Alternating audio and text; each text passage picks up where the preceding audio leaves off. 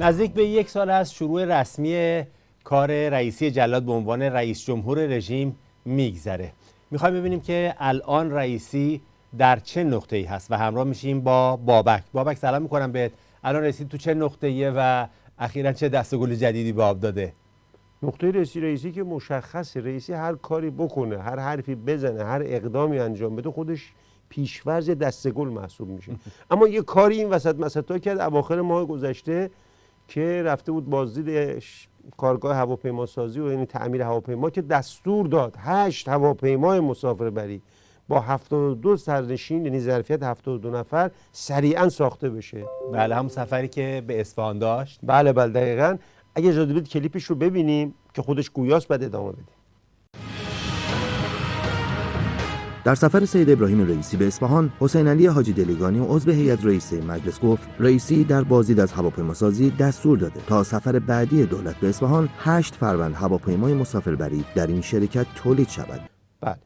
حسین علی حاجی دلیگانی یعنی یکی از اعضای مجلس ارتجاع خوشخبری میده که رئیسی در بازدیدش از هواپیماسازی حسا فرمان داده که 8 هواپیما با 72 سرنشین ظرفیت 72 نفر ساخته بشه.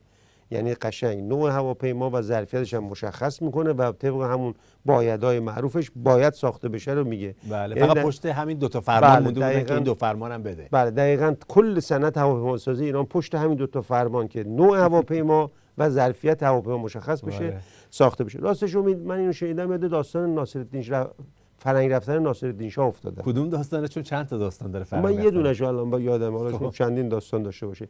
این رفته بود فرانسه فکر کنم. ناصرالدین شاه که عقل و شعور درست حسابی نه، البته از رئیسی خیلی بالاتر بود عقل و شعورش. بهش ماشین هدیه داده بودن. این که فرق ماشین و قاطر اینانه که نمیدونست، براش عجیب بود، خوشش اومد. بعد گفت قیمت این ماشین چنده؟ اون فرانسوی‌ها گفتن که به رسم دیپلماتیک و سمبولیک یه قیمتی گفتن، سمبولیک گفتن 2 تومن. این 10 تومن از جیبش در آورد، گفت 5 تا از این ماشینا برای ما بیارید که اصلا نشون میداد اصلا تو باغ این چیزا نیست. مثل همین رئیسی که میره بازدید این جایی که اصلا نمیدونه موضوع ساخت و ساز اونا چیه. ببین فقط یک نکته رو باید حواسمون باشه. وقتی میخوای اعمال، حرکات، رفتار و افکار رئیسی رو بررسی کنی، مثل این دکترایی که میرن بیماری‌های مهلک رو بررسی کنن، گان، این لباس‌های مخصوص میپوشن، باید حواست باشه یه چیزی تعیین کنی که مغز خودت تنظیماتش آسیب نبینه. اینجا هم چون بازخورد منفی داشت این فرمان رئیسی که برید هواپیما بسازید، سریع عقب کرد، تکذیب کرد. تکذیبش هم با هم ببینیم، جالبه. این تصمیم در دولت هم تصویب می شود. انتشار این اظهارات تکذیب دفتر رئیس جمهور را به همراه داشت.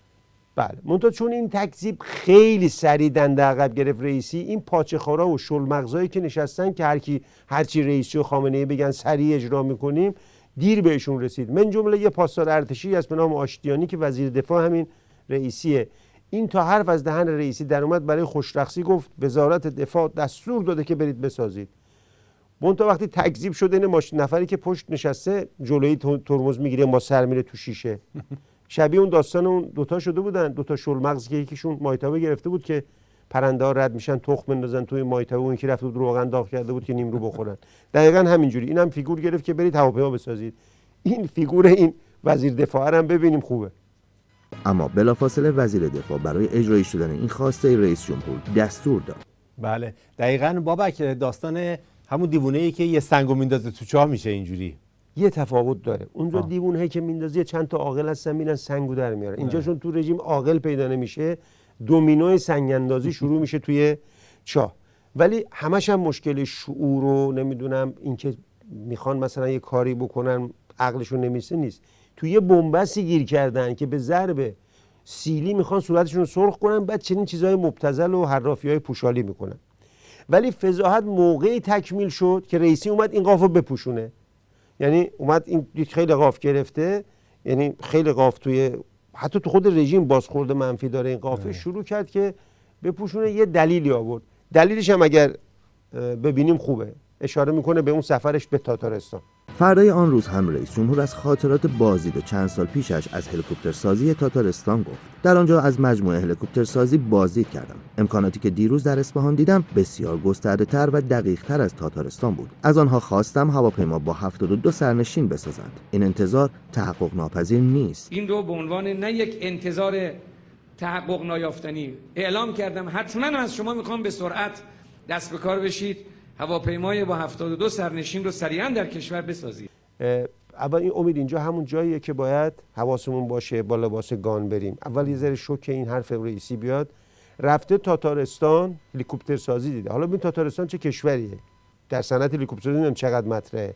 بعد اومده تو رژیم رفته اصفهان کارخونه تعمیر هواپیما دیده، نتیجه گرفته که 8 هواپیما با 72 نفر ظرفیت باید ساخته بشه. چه ربطی به هم داره؟ اینجا فکر کنم اون لباسی هم که میگه اثر نکنه. باید فقط با حواسمون تنظیمات مغزمون به هم نخوره. حالا همین دلیل رو ببینید خود رژیم چی میگه، خود خودی ها به رئیسی چی میگن. کلیپ این قسمت هم اگه دارید بذارید. و سرانجام اینکه آیا الگوی معتبرتر از تاتارستان وجود ندارد. ببینید خود رژیمی هم صداش در اومده میگه آخه بابا آدم که نمیره مثلا تو هواپیما سازی با تاتارستان خودشو قیاس کنه. اما همین کارخونه به اصطلاح تعمیرگاه هواپیما گفتم بالاترین قسمتش، فعالترین قسمتش قسمت رنگامیزی بدنه است که فقط هواپیما رنگ میکنه و اسم میذاره روش.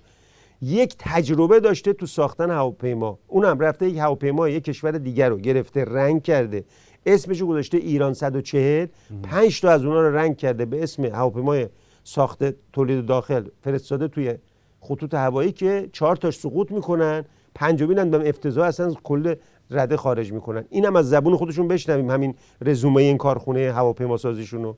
شرکت حسا در دهه 70 ایران 140 ساخته شد. در مجموع 5 فروند از این مدل هواپیمای کوچک مسافربری مونتاژ شد، اما با سقوط تدریجی 4 فروند آن ادامه پروژه متوقف شد. بله بابک میگم ولی بد نیست رژیم هواپیمای مسافربری درست بکنه، فقط با این شرط که یه سال اولشو فقط سران رژیم بشینن توش پرواز کنه. بله اگه این شرط رو قبول کنه به جای 800 تا درست کنه، به جای ظرفیت 72 نفر بنده ظرفیت کل مقامات نظام خامنه‌ای رو ببره تو فرست کلاس بنشونه که همون جزو همون 4 تای سقوط کرده باشه.